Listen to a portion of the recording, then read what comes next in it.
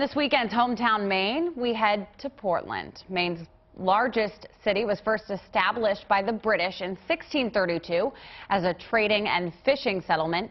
Even after 4 fires, which nearly destroyed the city, its peninsula remains intact and is just let me see if I can talk here. It's just as busy as it was nearly 4 centuries ago. There's also a historic landmark along the waterfront, which has stood the test of time and has played a key role in the city's trading industry. A real cool story here. News 8's Norm Karkos takes us to Portland for this weekend's Hometown Maine. The Old Port is a unique combination of working waterfront, culture, and history. And no building exemplifies those qualities more than the U.S. Customs House, which was built in the 1800s to accommodate the city's growing waterfront. So it was to collect the customs on the goods coming and going from Portland Harbor, and also it was a same way customs works today when you're traveling in and out of a country. So they checked the papers of the sailors and the people coming and going. So they kept track of goods and people.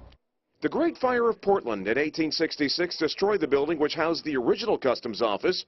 Shortly after that, Alfred B. Mullett, supervising architect of the Treasury, was commissioned to design the new customs house, which would sit between Commercial and 4th Streets. He wanted to make a presence, and he wanted to make a stand that, you know, the U.S. is a strong country, so he built a sturdy building. He used local granite from New Hampshire and Maine, and it's in the Second Empire style, or the Mansard style. 5 years later, it was complete, allowing Portland to remain one of the most important seaports in the country. While it housed other businesses and agencies, the building was centered around the 2-story Customs Hall. This is a walnut clock. Of all the things in this room, this was considered the showpiece. This is original marble. It's original to the building, yes. Wow. Up on the railings there are gold dolphins. Those dolphins are symbolic to sailors, good luck. Over the main doorways on either end there's the Treasury symbol, and Customs was part of the Treasury Department. At the time, the currencies being exchanged, as well as important documents, were stashed in this vault. It's a pretty incredible vault. There's 2 combination locks.